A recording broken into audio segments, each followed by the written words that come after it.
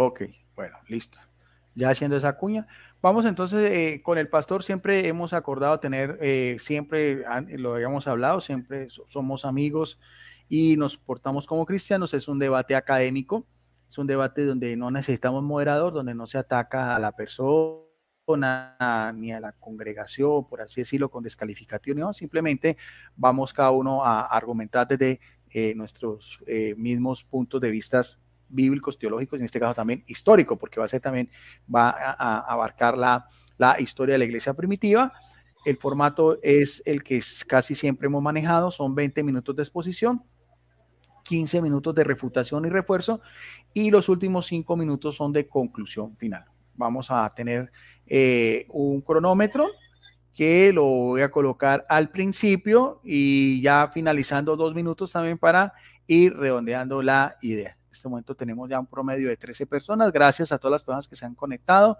No olviden, es un video público, lo pueden compartir en todas sus redes sociales y lo único que se pide es el respeto y la educación para los comentarios de ambas partes, en este caso para mi amigo el pastor Luis Polo, el cual aprecio mucho. Bueno, ya diciendo todos estos protocolos iniciales, vamos entonces a los primeros 20 minutos de exposición que va a empezar mi persona desde ya. Ahí está el cronómetro. Bueno, quería debatir, tener este diálogo con el pastor Luis Polo, también sabiendo sus conocimientos que tiene sobre la historia, para mirar realmente desde lo que era la iglesia primitiva. O sea, sabemos que por así decirlo se llama iglesia apostólica el siglo I, en el cual estuvo a cargo de los apóstoles. Cuando Jesucristo pues establece su iglesia, sube al cielo, algunos teólogos lo dicen desde el momento de Pentecostés, desde el año 33 hasta finalizar el siglo I, que es cuando muere el último de los apóstoles, testigos oculares de Jesucristo, que sería en este caso el apóstol Juan, y que también concluye lo que conocemos como la revelación escrita, que sería también o lo que conocemos como el compendio joánico, que sería el Evangelio de Juan, sus 3 epístolas y el libro del Apocalipsis. Para la Iglesia Católica, a diferencia de las otras iglesias cristianas en su mayoría, creemos que el Espíritu Santo sigue actuando, creemos que para nosotros la primera fuente de autoridad es la Iglesia, porque Jesucristo funda es una iglesia, y el Espíritu Santo sigue actuando, guiando a esa iglesia, y después de la muerte de los apóstoles, de hecho, inclusive antes del siglo I, también ya muchos de los discípulos inmediatos de ellos fueron reconocidos, son conocidos como los padres apostólicos, y también hubo algunos documentos que también en la misma línea, tanto historiadores católicos como evangélicos o protestantes en general, también los sitúan entre el siglo I y siglo II, que también son conocidos como los documentos apostólicos, que nos ayudan muchísimo para conocer realmente qué era lo que creían los primeros cristianos, a qué se enfrentaban, cómo defendían ellos su fe, de ahí el término apología, y cómo ese mismo cristianismo que nace con Jesucristo, la misma iglesia, en el cual él mismo pone el fundamento en la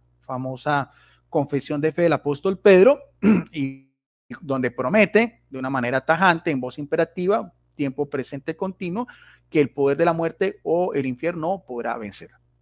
A medida que esa iglesia iba avanzando, también fueron surgiendo diferentes movimientos, diferentes grupos que también tenían unas ideas también pues muy particulares, sobre todo con respecto a lo que tiene que ver con Jesucristo. Son muy conocidos los movimientos gnósticos de final del siglo I y siglo II, que negaban ante todos los docetistas. Vamos a hablar un poquitico después de los adopcionistas y demás, que negaban ante todo la humanidad de Jesucristo. Pero en el caso mío, creo que la Iglesia Católica, a la cual yo pertenezco, de rito romano, siempre ha tenido en sus creencias iniciales lo que es la Trinidad. Creemos que el Dios se ha manifestado y que es un misterio, porque de todas maneras no alcanzamos a conocer ese misterio, pero que a través de las escrituras, a través de los testimonios de estos grandes hombres de Dios, a través de los primeros signos, a través de los primeros credos de fe, que vamos a hablar de ellos, los cristianos en su gran mayoría reconocieron que Dios se manifestaba como el Padre, que aparte eso es el Hijo, que es su único Hijo, y que también el Espíritu Santo, y los tres actúan de una manera independiente, lo que conocemos como la economía de la salvación.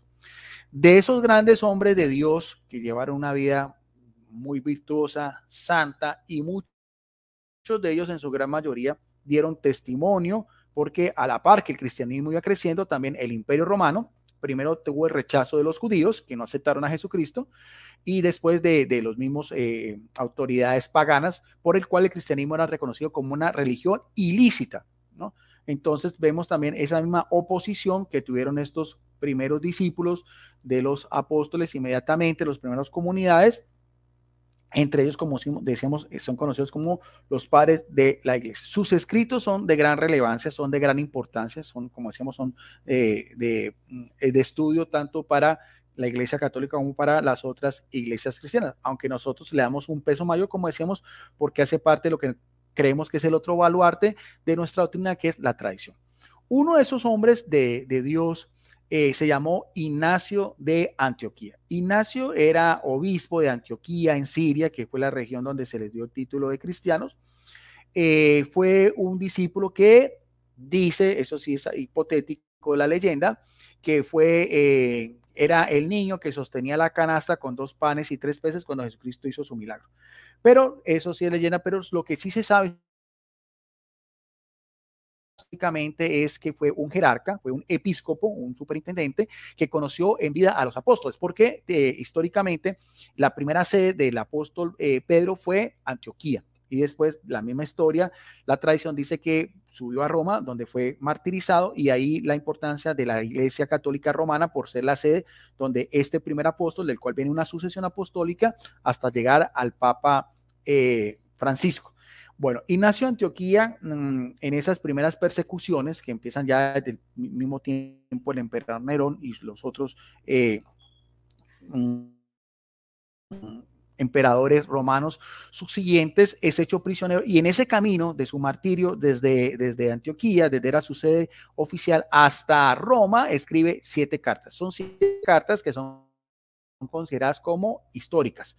En esas cartas se dirige a las diferentes comunidades, y también hay una carta especial que dirige también a otro grande de estos hombres de Dios, que es Policarpo de Esmirna, que después vamos a hablar también de él. En una de esas cartas, que es la carta a los trayanos, acordemos que eran comunidades cristianas en Asia Menor, Turquía especialmente, lo que se llama también iglesia, las mismas comunidades que también pastoreó también el apóstol el apóstol Pablo y también el apóstol Juan, sobre todo pues en Éfeso, Turquía. En la carta a los troyanos, que están fechadas más o menos entre el año 106 y 107, hay una referencia muy importante que vamos a tener en cuenta, donde dice así, en el capítulo 3, versículo 11, dice, de hecho, por la misma autoridad que tenía, él, no dice que todos reverencien a los diáconos. Acordemos que los apóstoles, a medida que iban fundando comunidades, ellos tenían también otros colaboradores. Acordemos de los primeros 7 diáconos, uno de ellos fue un protomártir que fue el diácono Esteban.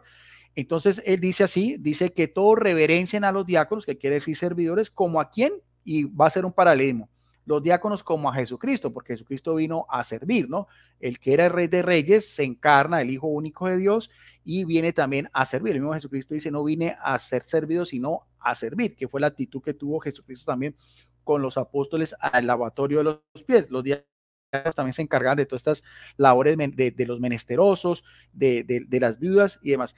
Pero sigue diciendo también, porque a la par de los diáconos también habían episcopos y presbíteros, y también dice como también al obispo, aquí va a ser una diferencia, que es imagen, nótese bien, ¿de quién? De el Padre, en este caso sería Yahvé o Jehová, como quieran llamarlo, y a los presbíteros, que quiere decir los ancianos, como al Senado de Dios, o sea, como a los que complementan esa jerarquía eclesiástica, y como a la asamblea de los apóstoles, ¿ven? Término apóstol, apostolo en griego, sin ellos no se puede hablar de la iglesia. Importante esto porque es el primer registro que tenemos escrituralmente hablando de cómo ya a principios del siglo II esa iglesia se iba formando. Entonces aquí vemos ya una jerarquía tripartita, donde aparecen los episcopos en primer lugar. Inclusive él mismo dice también en una de sus cartas, donde está el episcopo, está Jesucristo, que es la iglesia católica, la es apelativo de católica en el sentido de la universalidad. O sea, Si usted ve sobre todo en las cartas de Pablo, sobre todo en la carta a los Filipenses capítulo 1, versículo 1, él dice a esa comunidad en Filipo, dice que a los dirigentes, en este caso los episcopos y los diáconos, en otras variantes, por ejemplo, en Hechos de los Apóstoles 15, donde se hace el primer concilio, dice que también los apóstoles estaban también con los presbíteros. Entonces no había una distinción muy clara entre el término presbítero y el término episcopo, aunque podemos mirar a ver en las cartas pastorales de Pablo, por ejemplo en Tito 1.5, donde le dice a Tito, a este episcopo, al igual que Timoteo, que nombren presbíteros, da a entender entonces que los episcopos están en primer lugar, tenían un puesto de mayor rango, y los presbíteros eran como pues, decirle ese senado que aparece acá. Pero lo interesante de este caso es que de ahí en adelante ya se empezó a hacer la distinción entre los episcopos, entre los presbíteros y los diáconos, y así quedó establecido y ha continuado a través de los tiempos en la Iglesia Católica. Lo que quiero hacer aquí y notar es que ya este escritor eclesiástico pone una diferencia entre Jesucristo y el Padre. Vuelvo a repetir, o sea, habla de un dualismo, no habla de una unicidad. Él dice, o vuelvo a repetirlo, que todos reverencien a quien al diácono como a Jesucristo, como también a quien al obispo, que sería en mayor grado, y que es la imagen del Padre, en este caso de Dios Padre. O sea, creemos en la Iglesia Católica que ese testimonio muy temprano, muy antiguo, da una primera referencia, una primera extensión entre lo que ya para estos hombres de Dios era la imagen del Padre, al cual es el que manda al Hijo, es el que está anunciado en el protoevangelio desde Génesis 3.15, y el Hijo, su unigénito, que estuvo siempre al lado del Padre, que es el que se encarna, se hace hombre por nosotros, muere por la redención y regresa otra vez al cielo y está sentado a la diestra de Dios Padre. O sea, ese testimonio, como decíamos, es del año 107. Más adelante también, entre el año 110 o 115, que también está fechado también lo que es el martirio de otro de los grandes hombres de Dios también, que fue Policarpo de Esmirna, el martirio de Policarpo de Esmirna, que también fue un discípulo inmediato de los apóstoles, está hacia el año 110 más o menos, poco después, sí, más o menos después del año Policarpo de Esmirna, perdón, obispo de Esmirna, discípulo de Juan, perdón, hacia el año 156, o sea, casi estamos hablando de mediados del siglo II. El de Ignacio de Antioquía, sí, del año 107. Policarpo de Esmirna hacia el año 156, que se presume que murió de edad muy avanzada, casi más de 100 años. Policarpo de Esmirna fue un discípulo inmediato del apóstol Juan. Él mismo decía, él contaba que él veía al anciano Juan y que se le salían las lágrimas cuando hablaba de Jesucristo. Eso contaba él en sus experiencias. De hecho, inclusive, como decíamos anteriormente, el mismo Ignacio de Antioquía dirige una carta a este episcopo que es Policarpo también en Esmirna. Estamos hablando de Antioquía en Siria, estamos hablando de Esmirna, lo que decíamos hoy en día es Asia Menor, lo que corresponde al gran territorio de Turquía. Hay también una referencia de Policarpo de Esmirna, también su martirio, también que es un documento histórico, como decíamos, a mediados del siglo II, donde también él mismo, estamos hablando de discípulos inmediatos de los apóstoles, también encontramos una distinción entre estas tres personas que para nosotros perdón, aunque el término Trinidad sabemos que no es, creemos que su doctrina sí. En el martirio de Policarpo de Esmirna dice lo siguiente: Señor Dios Todopoderoso, Padre de Jesucristo. ¿No te saben que hace una distinción? Lo mismo que veíamos también de Ignacio de Antioquía. En este caso, el Padre, la primera persona de la Trinidad, le llama Todopoderoso, y también lo dice que tiene una relación filial con ¿quién? Con Jesucristo, Padre Jesucristo. Sabemos que Jesucristo es conocido como el unigénito de Dios, monógenes. Dice, tu Hijo amado y bendito. Vuelvo a repetir, en esa acta de martirio de Policarpo de Esmirna dice también, Señor Dios Todopoderoso, ¿qué? Padre de Jesucristo, tu Hijo amado y bendito, por quien hemos recibido la aventura de conocerlo, y te damos gracias porque has juzgado digno de este día y esta hora. De hecho, mientras que Ignacio de Antioquía fue martirizado en el circo romano de los leones, fue también en un anfiteatro quemado vivo. Contándome entre el número de tus mártires, ahí el término testigos, y haciendo que participe con ellos del cáliz de Jesucristo, que sabemos que está haciendo una extinción con el Padre, para resucitar alma y cuerpo a la vida eterna, o sea, también que creía en la inmortalidad del alma, y gozar de la incorruptibilidad de ¿quién? Por tu Espíritu Santo. O sea, mire bien cómo hace una distinción entre el Padre, que le llama a Dios Todopoderoso, entre su Hijo Jesucristo, que le dice su venerado Hijo, y también sobre la acción santificadora que ejercía el Espíritu Santo en la iglesia.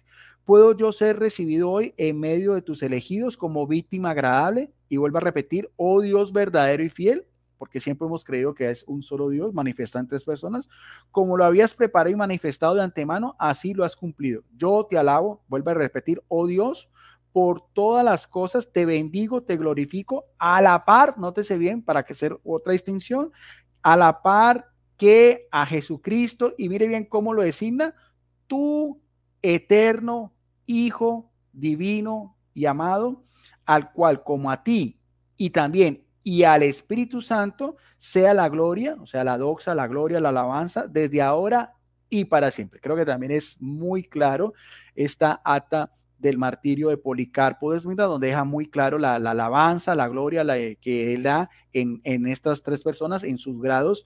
En primer lugar, como decíamos, al Padre, que lo llama Todopoderoso, y donde dice también te bendigo, Dios, bendito tu gloria, a la par de Jesucristo, y también dice que Jesucristo es tu eterno Hijo, divino y amado, porque tiene una naturaleza divina, al cual como a ti y también al Espíritu Santo sea la gloria por toda, desde ahora y para siempre. Ahora, si nosotros vamos a hacer una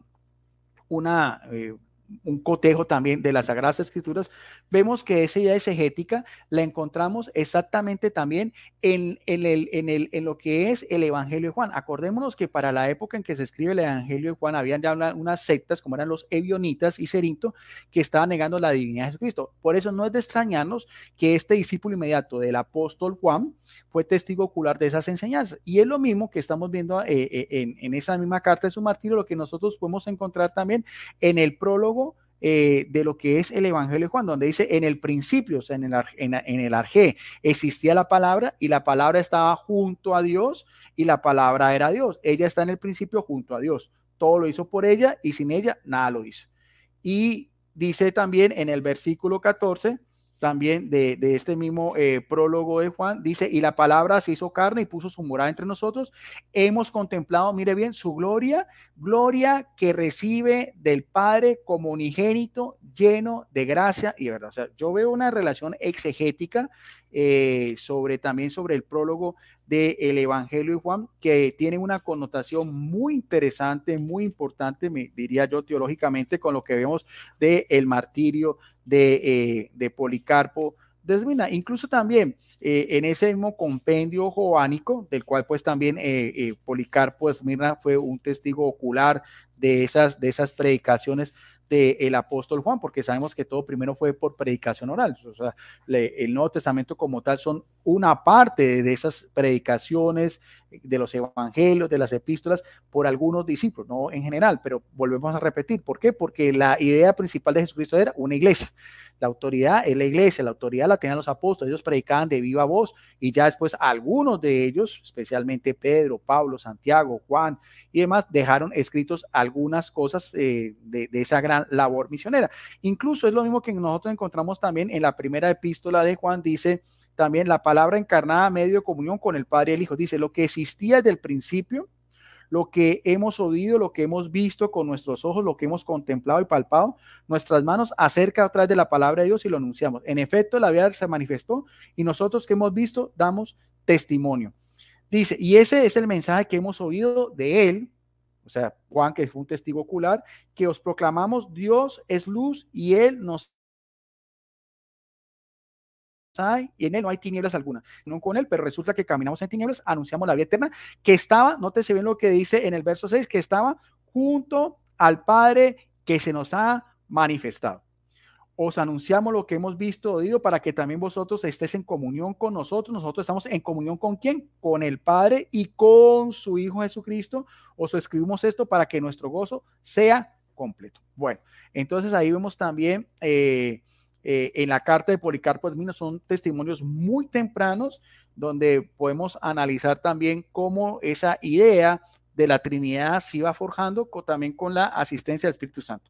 Otro testimonio también, también de gran importancia y que también tiene ese mismo margen es la apología de Aristides. También es un documento también histórico que fue fechado en tiempos del emperador Adriano, que el emperador Adriano fue emperador romano entre los años 117 y 138. También, como decíamos, en esta apología, o sea, en esa defensa de Aristides, encontramos también algo relevante que tiene la misma idea que veíamos anteriormente, dice en uno de sus apartes, y estos son los que más que todas las naciones, perdón, y estos son los que más que todas las naciones de la tierra han hallado la verdad, pues conocen, o sea, los primeros cristianos, ¿no? En esa extensión que se iba haciendo esa catolicidad, que conocen a quién, los primeros cristianos del siglo II conocían a quién, que conocen al Dios creador, porque siempre al Padre se le atribuye la creación, y artífice del universo, y también a su Hijo, y aquí también agrega unigénito, que acordemos que todas estas epístolas también, estos escritos fueron escritos en griego, el término unigénito es monógenes, o sea, único en su género, y también el Espíritu Santo, y no adoramos otros dioses fuera de este. Mire bien que no dice que son tres dioses, sino fuera de este, o sea, de Dios, que hace la distinción, como decíamos acá, entre el Dios que es creador, artífice del universo, como aparece de Génesis capítulo 1 y siguiente, de su Hijo, aquí también la otra connotación que es unigénito, el que se encarna, el que viene a la tierra, el que nos redime, el que regresa al cielo, y también del Espíritu Santo, y no adoramos, otra vez en señal de proscuneo, a otro Dios fuera de este también. Carta de Aristides también, de mediados del siglo II, y con eso se me fueron mis primeros 20 minutos de exposición. Vamos entonces a reanudar el cronómetro. En este momento tenemos 17 personas que están conectadas mirando este interesante debate, que como le decía el pastor, creo que no se ha debatido antes, pero bueno, de todas maneras estamos aquí para compartir. Y entonces el pastor Luis Polo va a tener también sus primeros 20 minutos de exposición. Pastor, entonces apago mi micrófono, pongo el cronómetro y después le compartimos la pantalla que usted va a tener sus diapositivas. Es lo mismo, pastor. Faltando 2 minutos para que también esté pendiente, el cronómetro le va a avisar también para que vaya redondeando la idea. 20 minutos de exposición. Entonces, pastor, apago mi micrófono, pongo el cronómetro y inmediatamente le comparto su diapositiva. Primero, gracias, Guido. Eso. Déjame yo aquí rápidamente.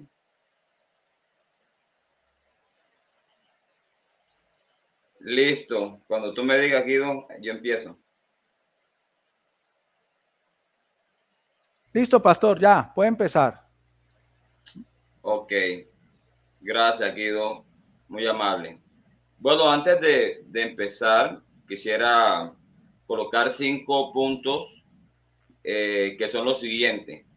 En los 3 primeros siglos del cristianismo jamás se presentó una doctrina de 3 personas eternas o coiguales. 2.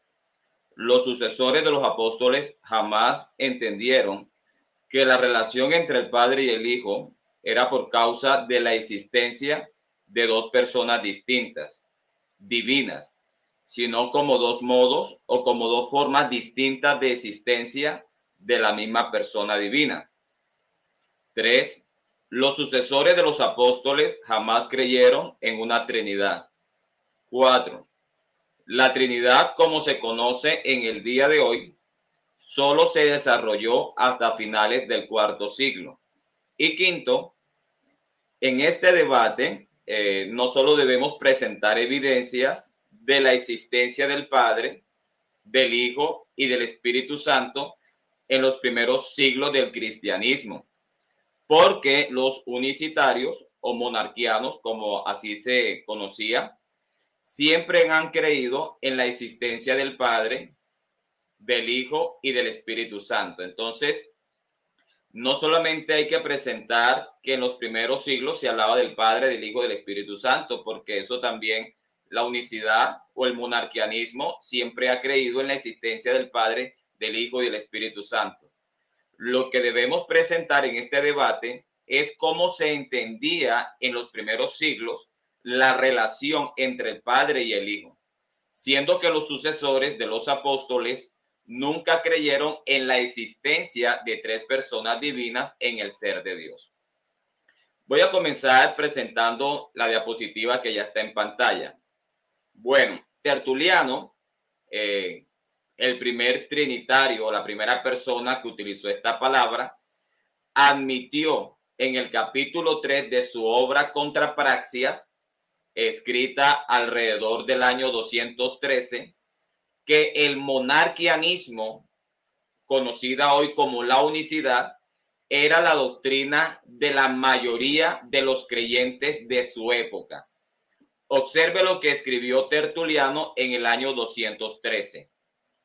Los simples, de hecho, por no decir imprudentes e idiotas, los que siempre constituyen, ahora observe, la mayoría de los creyentes, están alarmados con la dispensación, ¿verdad?, de los tres en uno. Entonces, eso lo encontramos contra Tertuliano contra Praxias, ya que Praxias enseñaba el monarquianismo o la unicidad. Tertuliano manifiesta que los monarquianos eran aquellas personas que constituían la gran mayoría de los cristianos. Tertuliano también dijo, ellos, o sea, los monarquianos, nos están acusando constantemente de que somos predicadores de 2 y 3 dioses, mientras se toman a sí mismo el crédito preeminente de ser los adoradores del único Dios. Entonces, ya a principios del tercer siglo, Tertuliano está manifestando que la gran mayoría de cristianos estaban acusando a Tertuliano de ser predicador de 3 dioses, porque los monarquianos o los unicitarios, que era la gran mayoría de cristianos en ese tiempo, solamente creían en un monarca, en un solo Dios, en una sola persona divina, el cual era el Padre, quien se manifestó como un hombre, quien como hombre nació de una mujer, por lo cual como hombre fue llamado Hijo de Dios. Ahora, esto es muy importante porque Tertuliano nos muestra que la unicidad era la doctrina dominante en los primeros siglos de la era cristiana. Entonces, eso no lo digo yo, eso lo dijo Tertuliano. Aquí encontramos a Orígenes de Alejandría, el primero que propuso la doctrina del Hijo Eterno, quien murió aproximadamente en el año 254, y Orígenes, en su comentario al Evangelio según San Juan, libro 1, capítulo 23, él manifiesta o él admite que el monarquianismo o la unicidad era la doctrina de la mayoría, ¿verdad?, en su tiempo. Observe lo que dice Orígenes. Me pregunto por la estupidez, así nos llamaban a los monarquianos, gente estúpida. Me pregunto por la estupidez de la corriente general de los cristianos. La corriente general de los cristianos. En esta materia, no andaré con rodeos. No es más que la estupidez. Proceden de manera diferente y preguntan quién es el Hijo de Dios cuando se le llama la palabra. El pasaje que emplea es el Salmo: mi corazón ha producido una palabra buena. Se imaginan que el Hijo de Dios es la expresión del Padre pronunciada, por así decirlo, en sílabas, y en consecuencia no permiten alguna hipóstasis independiente, ni tienen clara su esencia. Yo no quiero decir que ellos confundan sus cualidades, sino el hecho de que tienen una esencia propia. Entonces, Orígenes, al igual que Tertuliano, están manifestando que la creencia dominante de los primeros siglos, de los primeros 3 siglos de la era cristiana, era el monarquianismo, era lo que hoy se conoce como la unicidad.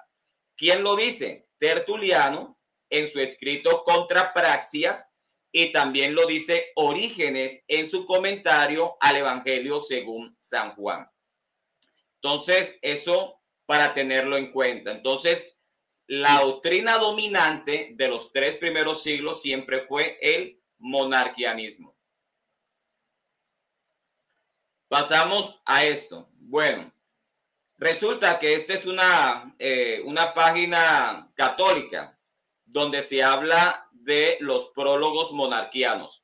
Los prólogos monarquianos de los evangelios se encuentran en la mayoría de los manuscritos antiguos de la Vulgata, siendo los prólogos más antiguos. Ahora, estos prólogos son anteriores a San Jerónimo, que fue el escritor de la Vulgata terminada en el año 405. Y según el erudito Corsen, estos prólogos monarquianos fueron escritos en Roma en los círculos monarquianos unos 30 años después del fragmento muratoriano. Entonces, algunos los consideran antes y otros los consideran después de estos fragmentos muratorianos. Ahora, Corsen cree que estos prólogos constituyen una prueba de la doctrina del monarquianismo de la Iglesia oficial de Roma en aquella época. Entonces, estos prólogos monarquianos evidencian que el único Dios, el Padre, vino en carne como un hombre nacido de mujer, como el varón perfecto, como el postrer Adán o el pariente redentor. Observemos lo que dice la Enciclopedia Católica Online sobre los prólogos monarquianos. Vamos a leer lo que dice la Enciclopedia Católica. Dice: finalmente, tenemos evidencia directa respecto a la fecha de composición del Evangelio de Juan. El llamado prólogo, no prólogo trinitario, no, prólogo monarquiano o prólogo unicitario del cuarto evangelio, que probablemente fue escrito alrededor del año 200 o algo más tarde. Entonces, esta enciclopedia católica ubica los prólogos monarquianos alrededor del año 200, es decir, a principios del siglo III. Ahora, para que los prólogos existieran en los evangelios a principios del tercer siglo, la iglesia primitiva tenía que creer en la unicidad de Dios, porque es absurdo pensar que la iglesia primitiva era trinitaria, pero tenían una Biblia donde sus prólogos eran unicitarios. ¿Verdad que es absurdo? Ahora, pueden encontrar el enlace de esta afirmación en la descripción de este debate. Aquí encontramos también una página católica llamado catholic.net, donde se evidencia esta página católica, habla de los prólogos monarquianos y ubica a los prólogos monarquianos a mitad del segundo siglo. Ya no lo coloca en el tercer siglo, sino que lo ubica a mitad del segundo siglo, aproximadamente años 150 o años 160. Ahora, repito, para que los prólogos monarquianos existieran en los evangelios en el segundo siglo, según esta página católica, la iglesia primitiva tenía que creer en la doctrina de la unicidad de Dios, porque es absurdo pensar que la iglesia primitiva era trinitaria en el segundo siglo, pero leían en este segundo siglo una Biblia, por así decirlo, donde sus prólogos eran unicitarios. Entonces, la misma Iglesia Católica manifiesta que en el segundo o a principios del tercer siglo existían unos prólogos en los evangelios que eran monarquianos. No lo digo yo, lo dice la Iglesia Católica. Bien. Grandes eruditos trinitarios como Harold Brown reconocen que en los primeros siglos, antes de Orígenes, nunca se habló de una segunda persona divina, se habló del Hijo como una persona, nunca se habló del Hijo como una persona coeterna o coigual con el Padre. Los únicos cristianos primitivos que creyeron en la divinidad de Jesucristo durante los primeros siglos de la era cristiana fueron los creyentes unicitarios o los monarquianos. Aquí encontramos a un erudito trinitario llamado Jerosval Pelikan, en su libro El surgimiento de la tradición católica, volumen 1, páginas 177 y 179, Jerosval Pelikan dice: muchos de los pasajes de los antiguos escritores cristianos suenan como modalismo monarquiano, ¿verdad? Eso lo dice un erudito trinitario. El monarquianismo modalista resultó ser una sistematización de la creencia popular cristiana en la antigua teología cristiana. Entonces, no solamente Tertuliano, no solamente Orígenes, sino también los eruditos contemporáneos, trinitarios, por cierto, manifiestan que la creencia popular en los primeros siglos de la era cristiana no fue trinitaria, fue monarquiana. Jerosval Pelikan en su mismo libro, página 185, dice: el uso del Señor para el Espíritu en 2 de Corintios 3:17 continuó requiriendo la explicación incluso después de que los problemas de la doctrina de los trinitarios parecían resueltos. Los padres describen constantemente a Cristo como espíritu, en virtud de su naturaleza divina. El uso del espíritu para lo divino en Cristo fue prominente en aquellos primeros escritos cristianos que todavía muestran las marcas de los orígenes judíos del cristianismo. Entonces, Pelikan está diciéndonos: mira, los escritos de los primeros siglos tienen un corte monárquico,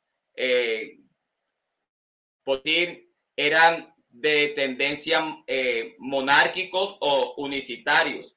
Y él cita 2 de Corintios 3:17, dice que aun cuando la doctrina trinitaria ya se establece a finales del IV siglo, todavía no logran responder satisfactoriamente, porque Pablo dice en 2 de Corintios 3:17 que Cristo o el Señor es el Espíritu y no otra persona distinta. Bueno, llegamos a Ignacio de Antioquía, ¿verdad? Quien nace entre los años 30 al 35, discípulo directo del apóstol Juan, sucesor del apóstol Pedro en Antioquía. Y realmente Ignacio de Antioquía no fue trinitario. Ignacio de Antioquía habló del Padre, del Hijo, inclusive también habló del Espíritu Santo, pero es que eso también lo cree la unicidad. Lo que debemos presentar no es si Ignacio creía en el Padre, en el Hijo y en el Espíritu Santo, porque la unicidad cree en el Padre, en el Hijo y en el Espíritu Santo. Lo que debemos de entender es cómo Ignacio presenta dentro de su teología al Padre, al Hijo y al Espíritu Santo. Vamos a ver algunas cosas. Ok, observemos lo que dice Ignacio en el capítulo 3 en la carta a los Efesios. Por tanto, me atreví a exhortarlos, ¿verdad? Para que corráis en armonía con la mente de Dios, pues Jesucristo, nuestra vida inseparable, es también la mente del Padre, así como los obispos establecidos hasta los extremos de la tierra están en la mente de Jesucristo. Para Ignacio, el Hijo de Dios, antes de la fundación del mundo, solo existía en la mente del Padre, nunca como una persona distinta a la persona divina del Padre, como lo cree la Trinidad. Ahora,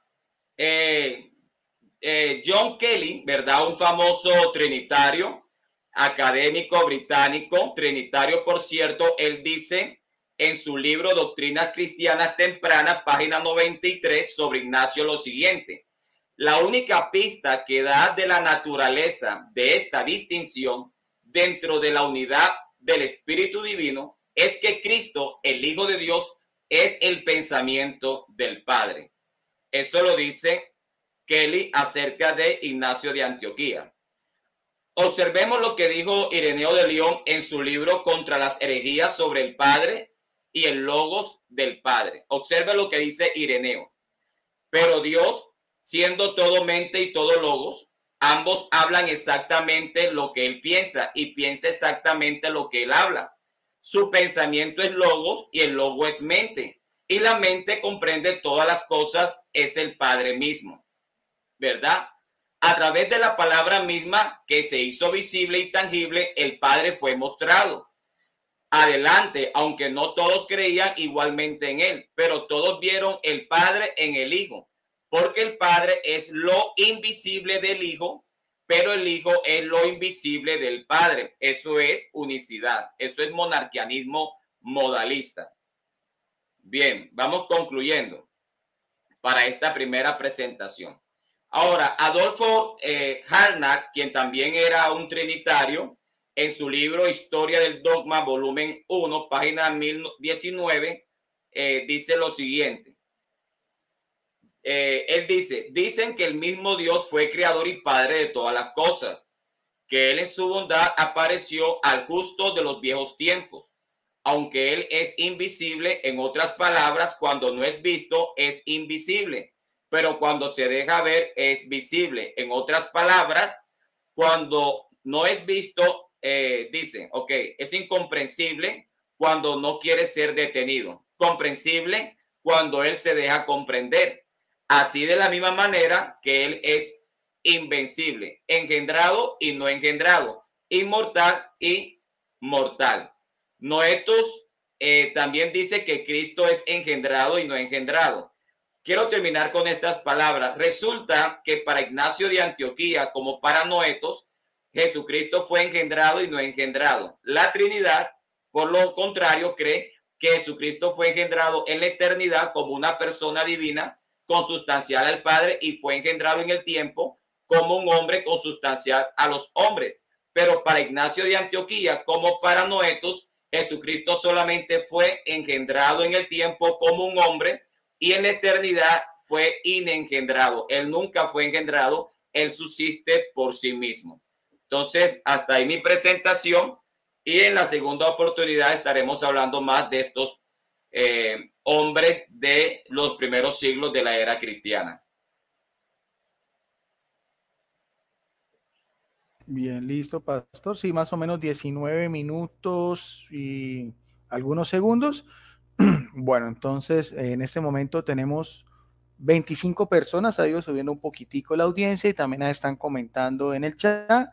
Gracias a todos. No olviden, como siempre, todos sus comentarios con respeto a educación, porque no estamos en un negocio, sino simplemente un compartir con mi amigo el pastor Luis Polo, que me parece importantísimo estos temas de cultura religiosa. Bueno, entonces vamos a los 15 minutos que serían de refutación y refuerzo y empiezo desde ya. Bueno, mirando la secuencia de la exposición del pastor, inicialmente habló de dos grandes apologistas en finales del siglo II, del siglo III, habló especialmente de Tertuliano de Cartago en el norte de África, que fue el que más dio énfasis a la Trinidad, dogmática, teológicamente hablando, que después sería un dogma en la Iglesia católica, como nosotros lo entendemos en los primeros sínodos y los primeros credos, y también en los primeros concilios. Y también habló de Orígenes de Alejandría, también de la escuela de catequista, esta vez en Alejandría, en Egipto. Entonces, ¿qué es lo que alcancé a percibir del pastor? Él mismo decía que estos dos grandes apologistas hacían toda su defensa en contra de lo que el pastor está hablando. O sea, contrario a lo que el pastor nos está dando a entender, que si era mayoría, tendría que decir en la carta de Tertuliano si está hablando de qué regiones, si es solamente en el territorio que le correspondía de la Cartago o en cuál otras regiones. No obstante, puede ser de que también todos estos movimientos también tuvieron presencia en otras regiones y en otras ciudades donde también era importante, como decir también hasta la propia Roma. Pero vemos que también estas dos mentes brillantes, su apología o su doctrina era contraria a la unicidad, porque ellos defendían era la Trinidad. Da a entender entonces de que habían dos posiciones doctrinales y que también había una que era completamente opuesta a la otra. Hablar ya de un Tertuliano de Cartago, de sus obras, hablar ya de un Orígenes, que también era un gran erudito también en temas bíblicos, pues eso ya sopesa en cuanto a lo que tiene que ver con lo que es la historia del cristianismo. Ya también el pastor hizo mención algo de Ignacio de Antioquía y en las cartas que él mencionó, bueno, claro, evidentemente la interpretación teológica de estas cartas, pues cada uno tira también para lo que le corresponde a su doctrina, pero no vi que en ninguna parte Ignacio de Antioquía dijera que Jesucristo es el Padre encarnado o que Jesucristo reemplaza al Padre como, por así decirlo, un modalismo dinámico y demás. De hecho, inclusive haciendo otra vez alusión a la carta a los troyanos, como decíamos, capítulo 3, versículo 1, vuelvo a repetir, parece ser de donde él hace un dualismo. Él habla diferentemente la cualidad del Hijo a la cualidad del Padre. La cualidad del Hijo es el diácono, como dice acá, como Jesucristo, y que también el obispo que está en un grado mayor es el Padre. Y asimismo, y habla también de los presbíteros que conforman el Senado. O sea, aquí hace referencia tanto al Hijo como el diácono y al Padre como el obispo. Y las funciones jerárquicas de lo uno y lo otro eran completamente diferentes. Los que gobernaban ya las iglesias eran los episcopos. Por eso también dice en otras de sus cartas también, carta a los Esmirnas, que donde está el obispo, ahí está la iglesia, donde está Jesucristo, que es católica. Entonces, ahí también quisiera, donde el pastor también, si pudiera también explicarnos también esa diferencia jerárquica, donde él habla de Jesucristo y también de el obispo, y donde vemos que hay una dualidad.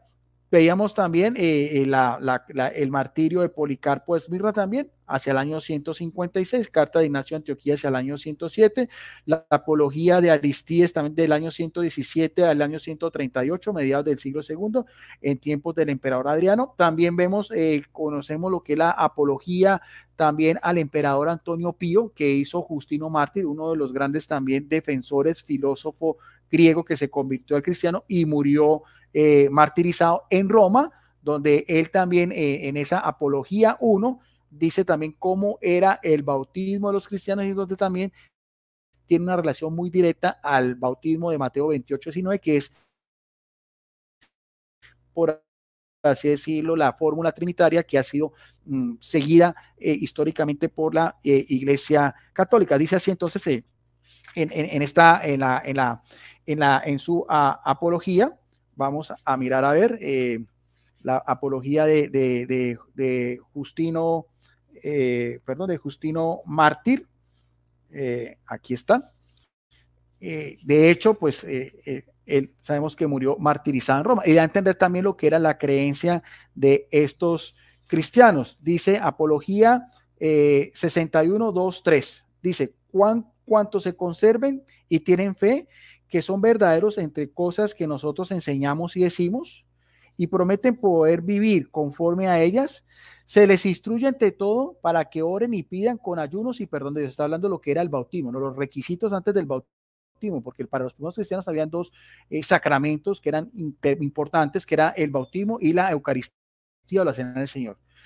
Entonces, que ayunen por sus pecados anteriores cometidos y nosotros oramos y ayunamos juntamente con ellos. Luego los conducimos a un sitio donde hay agua y por el mismo modo de regeneración, porque era un bautismo de regeneración, con que nosotros fuimos también regenerados, son regenerados ellos.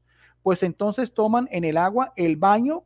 ¿Y en qué era este baño? En el nombre de Dios, Padre y soberano del universo y de nuestro Salvador Jesucristo y de el Espíritu Santo. O sea, ahí creo yo que también hay una distinción muy clara entre el Padre como soberano del universo, lo mismo que veíamos también de Policarpo de Esmirna, donde habla que también es el Todopoderoso, también la distinción que se hace de Jesucristo y también la distinción que se hace en tercer lugar de el Espíritu Santo. Y eso mismo es lo que vemos también, bíblicamente hablando, es lo que encontramos también en Mateo 28:19, este apóstol y discípulo de Jesucristo, donde dice, y pues, y haced discípulos a todas las naciones, bautizándolos en el nombre del Padre, y del Hijo, y del Espíritu Santo. Ahí también creo que podemos otra vez a mirar ese paralelismo tanto bíblico como también de estos documentos históricos que estamos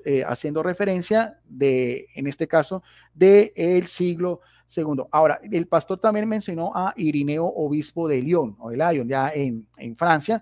Irineo de León también es un gran escritor contra las herejías gnósticas. Él fue discípulo de Policarpo de Esmirna, quien a la vez fue discípulo del apóstol Juan. Irineo de León, en la obra que el pastor hacía mención, que llama Demostraciones de las Enseñanzas Apostólicas, que también está fechado hacia finales del siglo segundo, veamos a ver si también hace una distinción, como decíamos, de la Trinidad. Dice, demostraciones en el capítulo 6 dice, he aquí la regla de fe, el fundamento, y estamos hablando ya también de Francia, vemos cómo estamos hablando de diferentes regiones.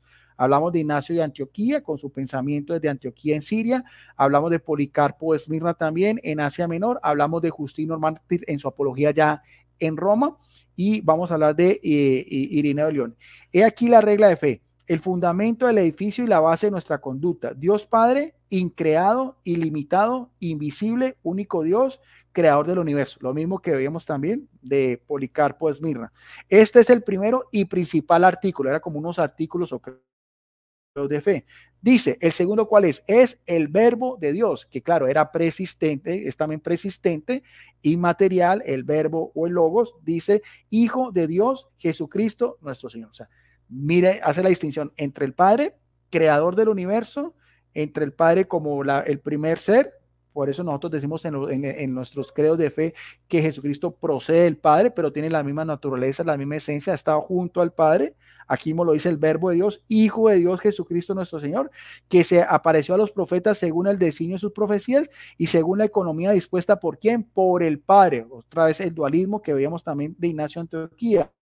Por medio de él han sido creado el universo, como el artífice, el obrero maestro, que también aparece en la carta, en el libro de los Proverbios. Además, al fin de los tiempos, para recapitular todas las cosas, se hizo hombre entre los hombres, o sea, en el kairos de los tiempos de Dios, como aparece en Gálatas 4:4, visible y tangible, o sea, toma humanidad, toma carne, ahí vienen las dos naturalezas de Jesucristo, las dos hipóstasis que también el pastor hacía mención, engendradas de toda la eternidad por el Padre, como aparece en el prólogo de Juan 1:1, y engendrado en María por el Espíritu Santo, como aparece en Gálatas 4:4, ¿para qué? Para la salvación de toda la humanidad. Sigue diciendo, para destruir la muerte, para manifestar la vida y restablecer la comunión entre ¿quién?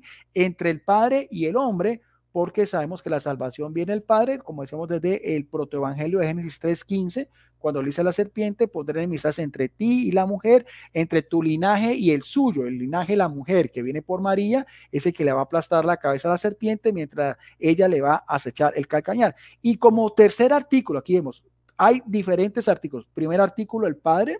Segundo artículo, el Hijo. Y el tercer artículo es el Espíritu Santo. Y mire, ven la independencia entre el uno y el otro, y también en la economía, en la salvación y en las diferentes funciones también que estamos hablando. Por cuyo poder los profetas han profetizado y los padres han sido instruidos en lo que conocieron de Dios, y los justos, o sea, los santos, han sido guiados por el camino de la justicia, y que al fin de los tiempos se ha derramado de un modo nuevo sobre la humanidad por toda la tierra, renovado al hombre para Dios. Entonces, aquí también en esas demostraciones, como decíamos, en esa carta, demostración de las enseñanzas apostólicas, vemos también cómo estos primeros escritores cristianos también iban formando lo que conocemos después como la Trinidad. Ahora, entre los primeros escritores que también hace mención nuestro amigo el pastor Luis Polo, que son, pues, por así decirlo, los abanderados de la unicidad, vemos que entre ellos también habían diferencias, que es lo que a veces también el pastor debe conocer mucho mejor, porque entre los que profesan la unicidad también hay diferentes criterios, no hay una unanimidad de criterios. Por ejemplo, hablemos de Sabelio en el siglo III, fue un presbítero y predicador del siglo III que da nombre a lo que fue conocido después como la enseñanza de los sabelianos, la cual consiste en una negación de la Trinidad que asigna al Hijo y al Espíritu Santo simplemente las cualidades de aspecto o de modo de Dios el Padre, por lo que también se llama modalismo, o sea, el modalismo, o sea, a veces se presenta como Dios, a veces como Hijo, a veces como Espíritu Santo. Eso fue conocido como el modalismo, que fue combatido, como estamos diciendo, como el pastor mismo lo afirmó, tanto por Orígenes de Alejandría como por Tertuliano de Cartago. El sabelianismo es así un esfuerzo por enfatizar la unidad de Dios a expensas de la Trinidad.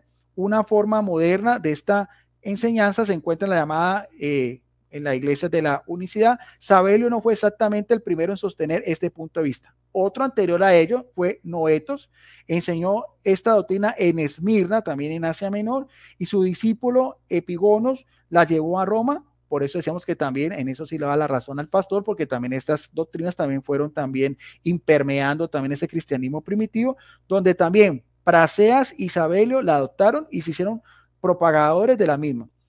Ya fue combatida especialmente, como decíamos, por Tertuliano. El sabelianismo ha sido llamado también patriparcianismo porque implica que fue el Padre el que encarnó y sufrió en la crucifixión. Esta enseñanza fue combatida vigorosamente también por otro gran hombre de Dios que fue Hipólito de Roma, un presbítero en Roma que después vamos a hacer mención a el particular también con otro credo de fe que también es tiene mucha relación con lo que veíamos también de Irineo de León. Ahora, el sabelianismo con Novaciano, que dice lo siguiente, dice, si Dios es uno, Cristo es Dios, entonces Cristo es el Padre.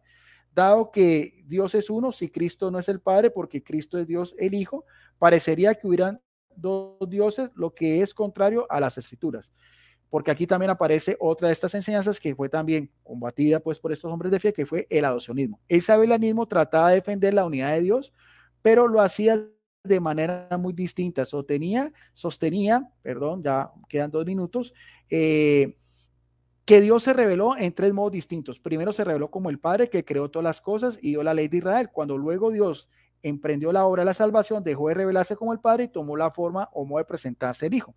Y cuando la obra del Hijo se había complementado, Dios adoptó la forma del Espíritu Santo. De modo que el único Dios se reveló sucesivamente como Padre, como Hijo y como Espíritu Santo en la historia de la salvación, y también en tanto el Antiguo como el Nuevo Testamento. El Hijo encarnó, nació de una virgen y murió por nuestros pecados. Según Tertuliano, los sabelianos enseñaban que Dios, el Padre, nació, sufrió y murió. Por eso también se le llama a veces como la doctrina patriparcionista, porque el Padre es el que sufre, o sea, que piensa que Dios es el Padre encarnado en Jesucristo que muere, pero vemos cómo Jesucristo en la cruz dice, Padre, en tus manos encomiendo mi espíritu, porque era el espíritu de él, no el espíritu del Padre.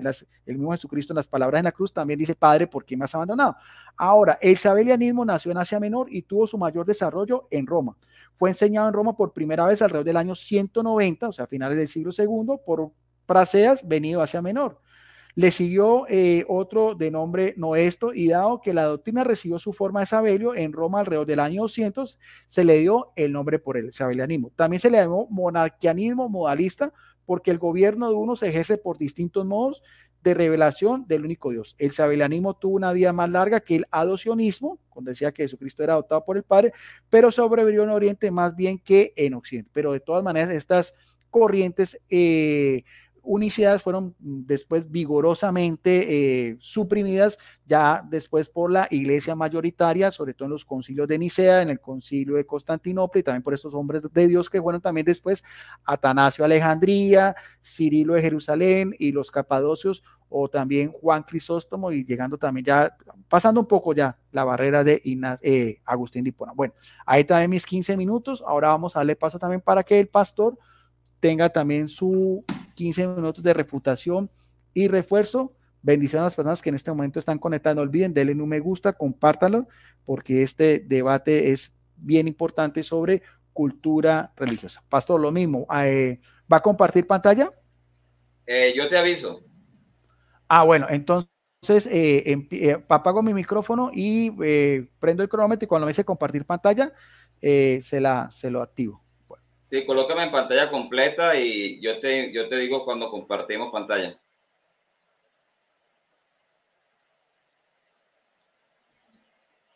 Eso, gracias.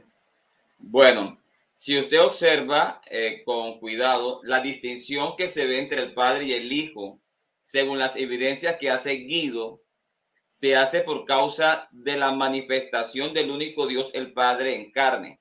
Guido cita mucho textos donde se habla Padre, Hijo, Espíritu Santo, pero vuelvo y repito, eso lo cree la unicidad y el monarcanismo siempre lo ha creído. lo que Guido debió de hacer es mostrar evidencia de que las personas cuando hablaban del Padre, del Hijo y del Espíritu Santo, hablaban de tres personas distintas en el ser de Dios, pero Guido no hizo tal cosa.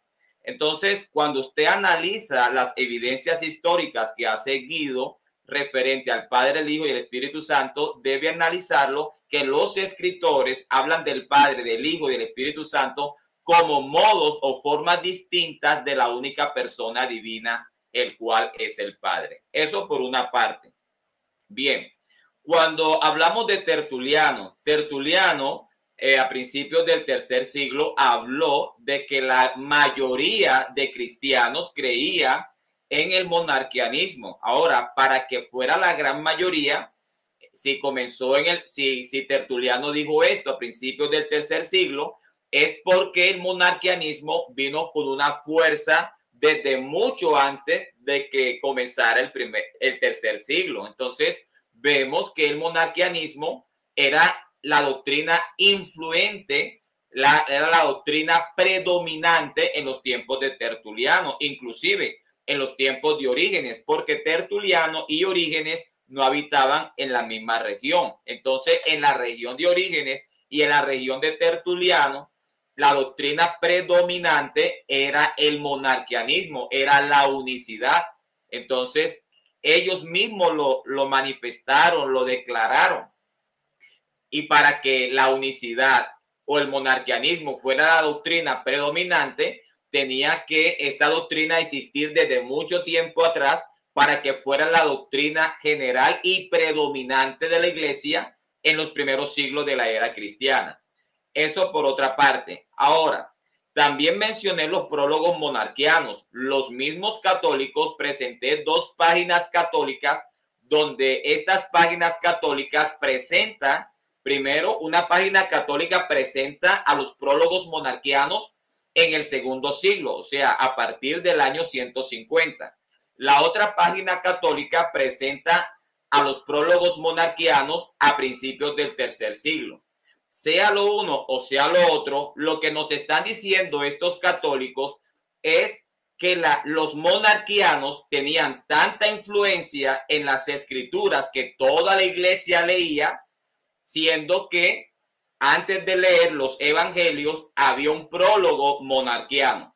Es inadmisible pensar que la iglesia era trinitaria, pero tenían una Biblia donde sus prólogos eran unicitarios. ¿Con qué autoridad los monarquianos podían escribir sus prólogos unicitarios en la Biblia que leían los trinitarios? Es absurdo pensar tal cosa. Si los prólogos monarquianos existían en los evangelios que leía toda la iglesia en el segundo y tercer siglo, es porque los monarquianos era la iglesia influyente, dominante de aquel tiempo, ¿verdad? Eso por una parte. Por otra parte, los eruditos contemporáneos trinitarios, tanto católicos como no católicos, manifiestan en sus investigaciones, ¿verdad? Que la iglesia dominante, de acuerdo a la evidencia histórica, era los monarquianos.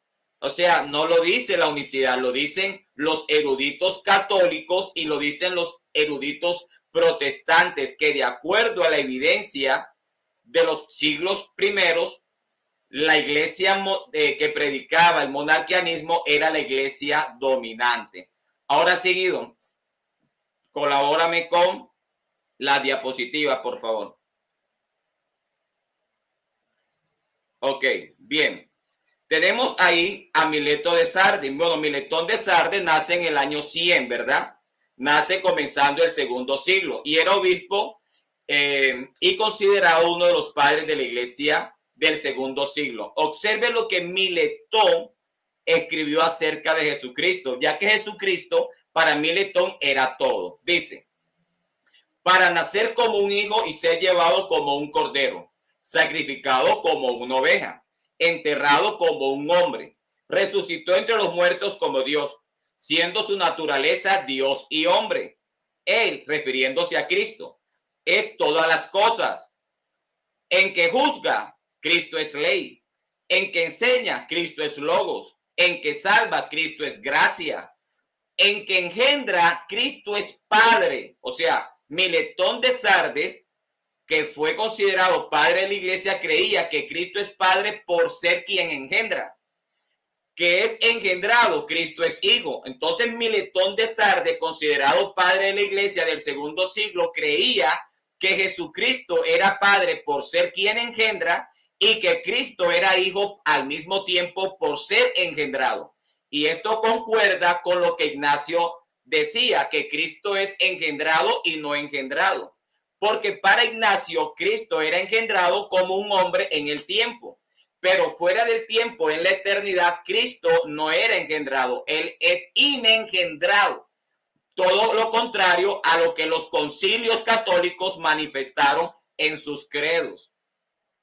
Este es Jesucristo, de quien pertenece la gloria por los siglos de los siglos. Ahora, observe lo que dice el católico Johannes Quasten sobre el Miletón de Sardes en su libro Patrología, volumen 1, hasta el Concilio de Nicea, páginas 240 y 241.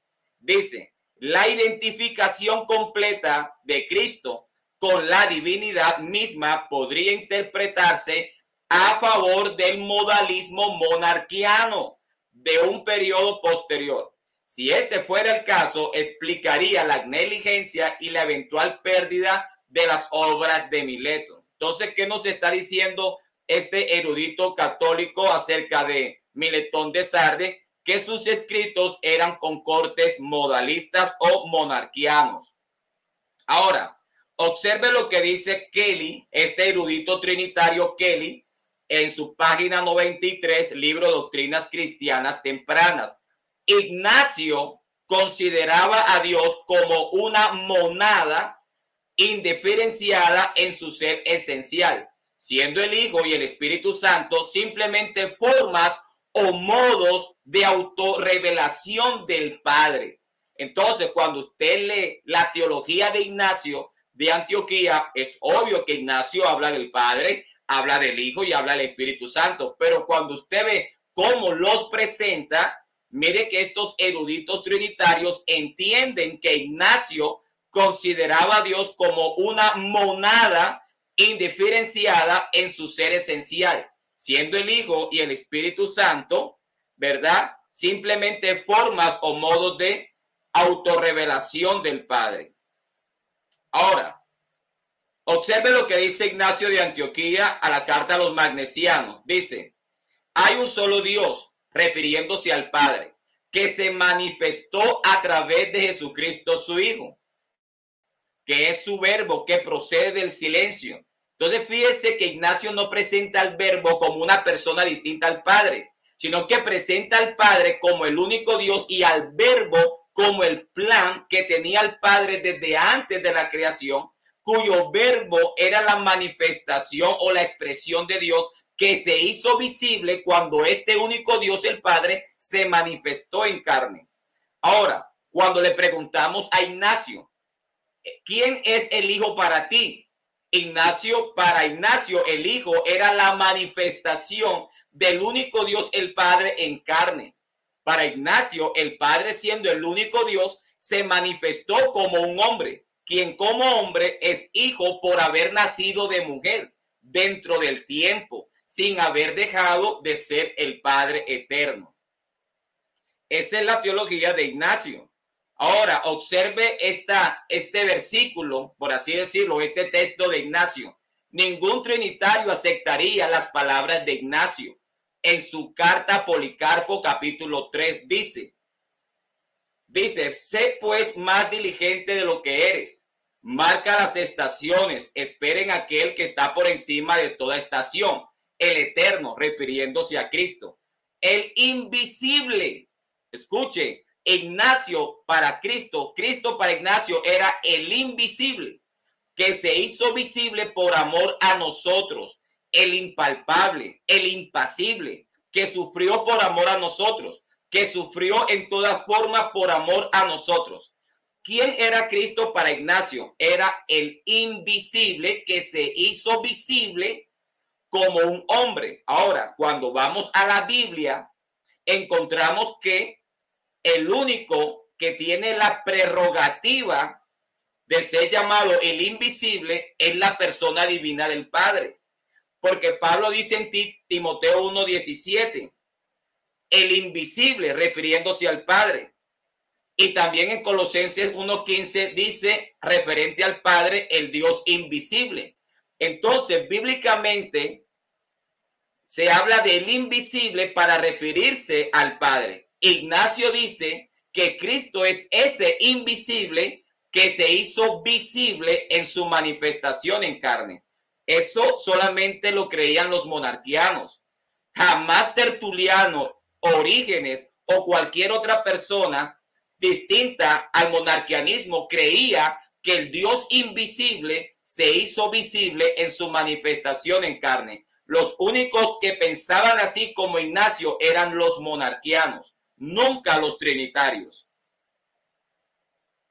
Ok, aquí dice, mire lo que dice el Harnack en su libro Historia del Dogma, volumen 1, ¿verdad?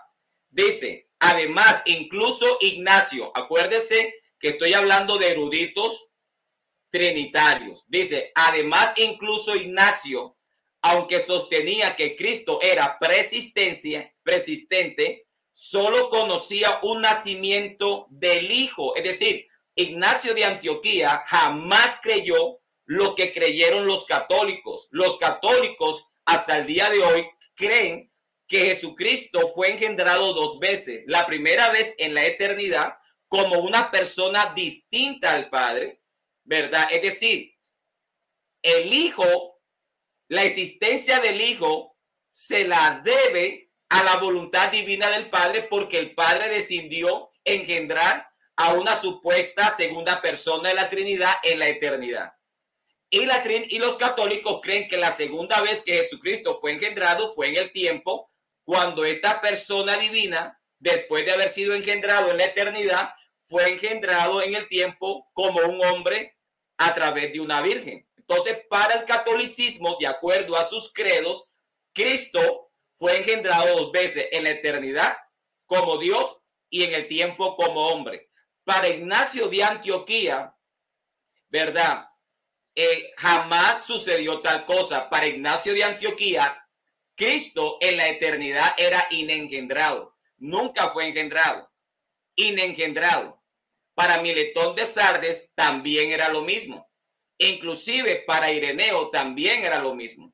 Solamente Cristo fue engendrado como un hombre en el tiempo de mujer. Por eso es que se llama hijo. Por eso a Cristo se le llama como el Hijo o como el Hijo de Dios, porque como hombre fue engendrado y nació de una mujer. Pero al mismo tiempo, como Miletón lo dice, Cristo al mismo tiempo es Padre, porque como Padre es quien engendra. Bien, aquí tenemos también, mire cómo estos eruditos trinitarios entienden que Cristo como el Hijo de Dios, según la teología de Ignacio, Cristo es el pensamiento del Padre, tal cual como lo cree, tal cual como lo creían los monarquianos, tal cual como lo cree Ignacio de Antioquía, en fin. Mire lo que dice Virginia Corwin, también trinitaria, erudita, ¿verdad?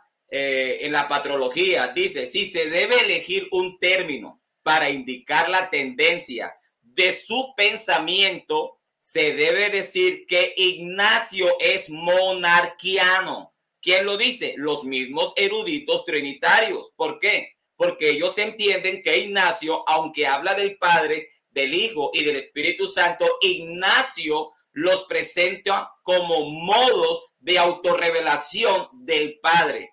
Y Virginia Corwin también lo entiende y dice, si debemos señalar a Ignacio, debemos señalarlo como monarquiano.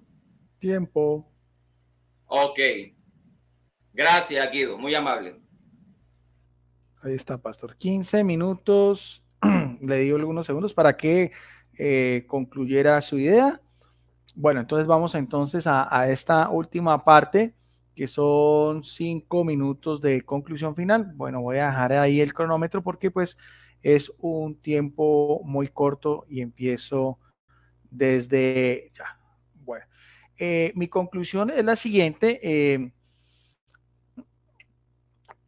Sabemos que como se iba prosperando el cristianismo, había a la par los que creían en la Trinidad y, como dice el pastor, los que creían en la unicidad. No obstante, los grandes defensores de la unicidad, como decíamos Abelio, Praseas, Noeto, entre ellos también habían ciertas diferencias, que inclusive hoy en día en la misma unicidad también hay esas diferencias. O sea, algunos son unicitarios, pero algunos son monarquianistas, como hace alusión el pastor Luis Polo, otros son modalistas dinámicos, pero también en ese tiempo, también estamos hablando del siglo segundo, siglo tercero, también había los patripacionistas y también habían los adopcionistas. O sea que también habían diferentes corrientes que entre ellos mismos no estaban completamente de acuerdo en cuanto sí es un criterio completamente diferente de la Trinidad.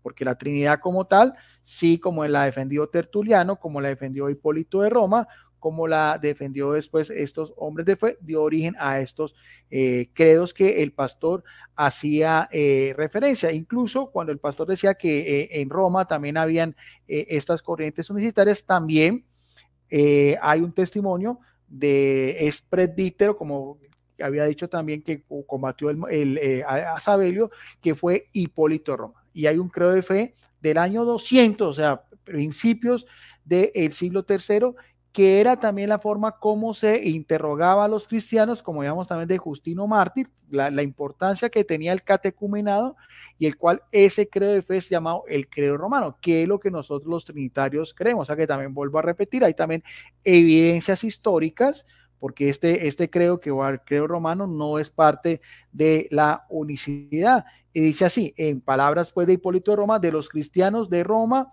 del siglo segundo, que se le interrogaba a los catecúmenos, que de hecho también veíamos Justino Martí, también en Roma decía que también se invocaban a las tres personas de la Trinidad, no era en el solo nombre de Jesucristo. Se le preguntaba al catecúmeno, ¿crees en Dios Padre Todopoderoso?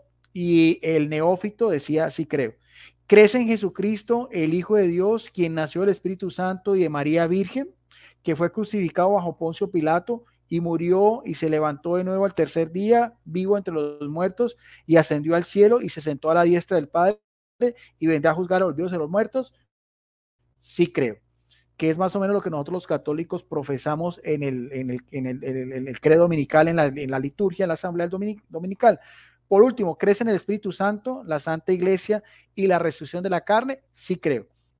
Esta manera de examinar al candidato comenzó en Roma. Al correr el tiempo, las preguntas dieron lugar a unas afirmaciones o declaraciones de fe en la fórmula pues trinitaria.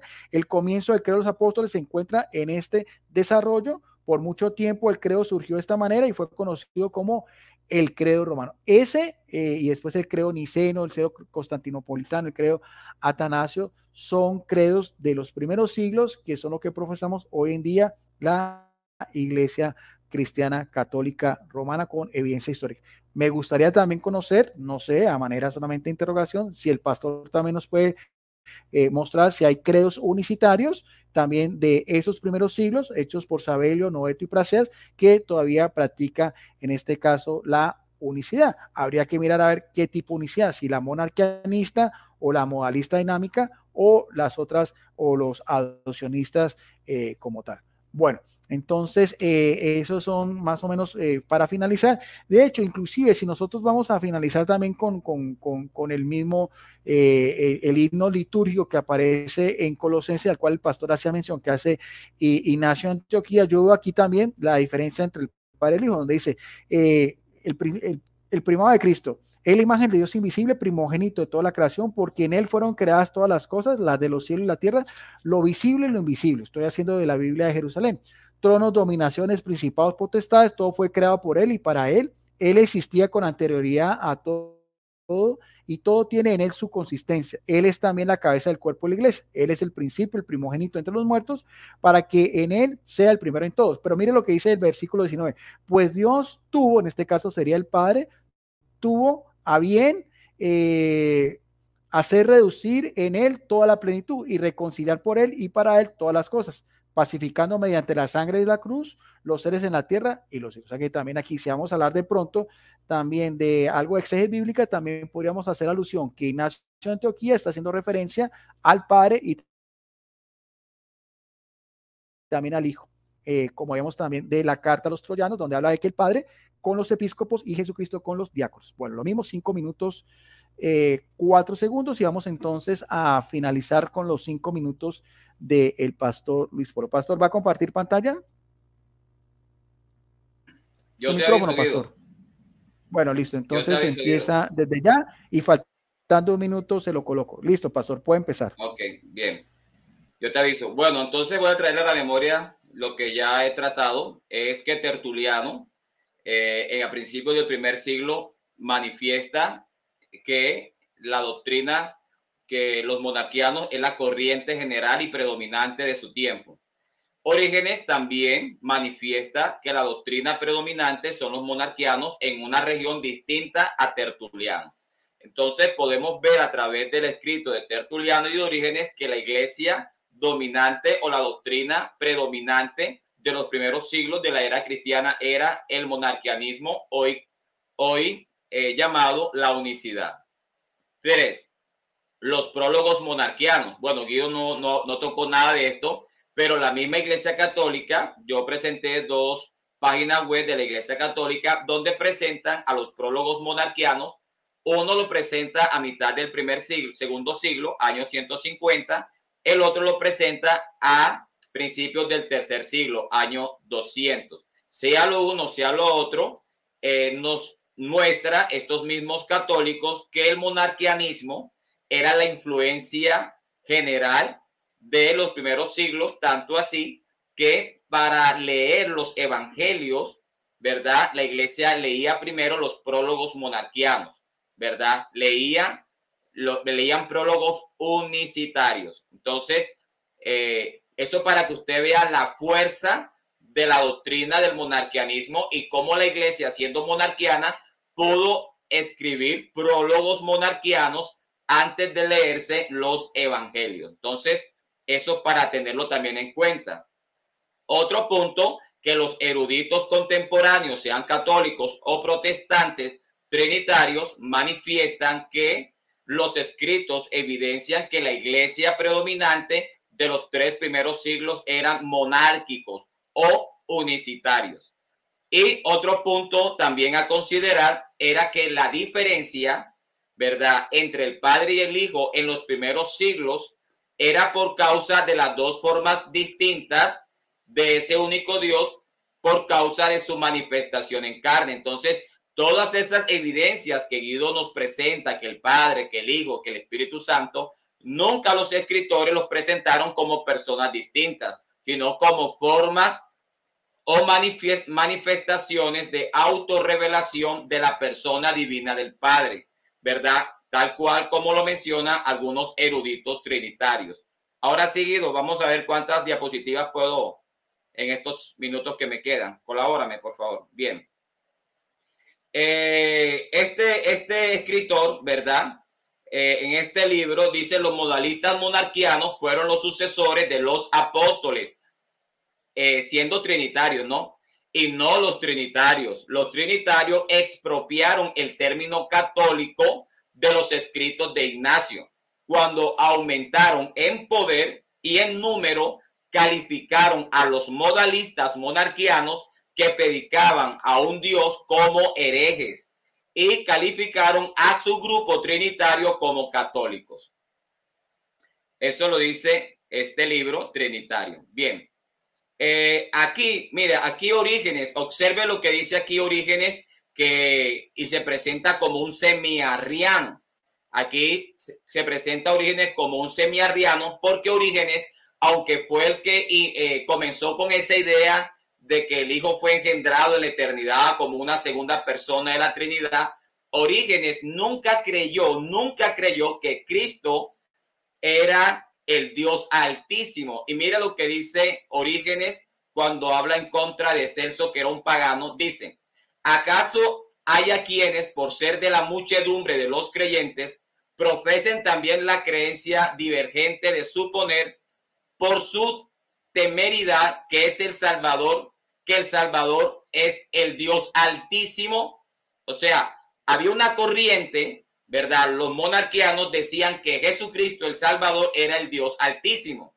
Dice Orígenes, que está sobre todas las cosas, pero nada semejante profesamos nosotros, que creemos al que dice el Padre que me ha enviado es mayor que yo. O sea, Orígenes era un semiarriano. Él no creía que Cristo era el Dios Altísimo, sino que el Dios Altísimo era el Padre y que el Padre era mayor que el Hijo, inclusive desde antes de la creación del mundo. Se da cuenta, la Trinidad fue surgiendo poco a poco y lo que hoy conocemos se dio a finales del siglo IV. Bien, mire lo que dice aquí, mire esta belleza. El pastor de Hermas, que fue una escritura que fue considerada muy importante en la iglesia primitiva. Mira lo que dice el libro de Hermas. Pastor. Dice, después de haber escrito los mandamientos y parábolas del pastor, el ángel del arrepentimiento vino a mí y me dijo, deseo mostrarte todas las cosas que el Espíritu Santo que habló contigo en la forma de la iglesia te mostró, porque este Espíritu es el Hijo de Dios. Entonces, en los escritos del Antiguo Testamento, en los escritos primarios, se hablaba de que Cristo era el mismo Espíritu Santo. Eso lo habló Ignacio de Antioquía. También lo encontramos en en el libro del pastor de Hermas, y lo encontramos en la segunda carta del apóstol Pablo a los Corintios, capítulo 3, verso 17. Bueno, me faltó una diapositiva, no sé si me queda tiempo. Dale, pastor, si quiere, dale. Ok, hágale, y terminó con esto. Bueno, aquí Clemente de Roma, ¿verdad? Clemente de Roma también manifiesta que el Espíritu Santo es Cristo. Clemente de Roma, segunda epístola, capítulo 14, versos 3 y 4. Ahí está en pantalla, no lo vamos a leer. Usted lo puede leer detenidamente después. Pero Clemente de Roma, que para el catolicismo fue el cuarto papa, este Clemente de Roma manifestó que el Espíritu Santo no es otra persona distinta a Cristo, sino que es el mismo Cristo. Y eso Pablo ya lo había anunciado con mucha anticipación en su segunda carta a los Corintios, capítulo 3, verso 17, cuando Pablo dice, porque el Señor, refiriéndose a Cristo, es del verbo ser el Espíritu. Y donde está el Espíritu del Señor, allí hay libertad. Gracias, Guido, muy amable. Listo, pastor. Fueron casi 7 minutos de conclusión, pero bueno, con eso entonces finalizamos este interesante encuentro que tuvimos con el pastor Luis Polo, pastor unicitario de Bucaramanga, en el norte de Santander, yo desde Palmira, Valle del Cauca, en el mismo país de Colombia. Bueno, vamos entonces a darle también un minuto de despedida al pastor para que dé sus saludos finales, otra vez para su audiencia y su canal, y yo también me despido. Adelante, pastor. Gracias, Guido, muy amable por este espacio que Dios primeramente nos concede y poder compartir contigo en el día de hoy. Gracias a todos los amigos que nos acompañaron, también gracias a todos los hermanos que también nos acompañaron, y espero que este debate, más que debate, un compartir, como dice Guido, de la palabra del Señor con altura, respeto, presentando evidencias de lo que cada quien cree. Entonces, Guido, muchas gracias y estamos para cualquier otra oportunidad. Listo, pastor. ¿Su canal para que la gente si quiera seguirlo o algo? Ok, tengo un canal que se llama Verdades de la Biblia con Luis Polo, Verdades de la Biblia con Luis Polo, y puedes seguir mis enseñanzas en ese canal. Muchas gracias, Guido. Si alguien quiere contactarse con usted, pastor, de pronto, si le interesa el libro o algo, otras enseñanzas. Claro, puede escribirme a mi WhatsApp, más 57, 57 es el indicativo de aquí de Colombia, ¿no? Más 57, 315, 845, 2211. Te lo voy a escribir aquí rápido, Guido. Sí. A ver, por si deseas mostrarlo. Anotarlo, a ver. Ahí está. Sí, sí.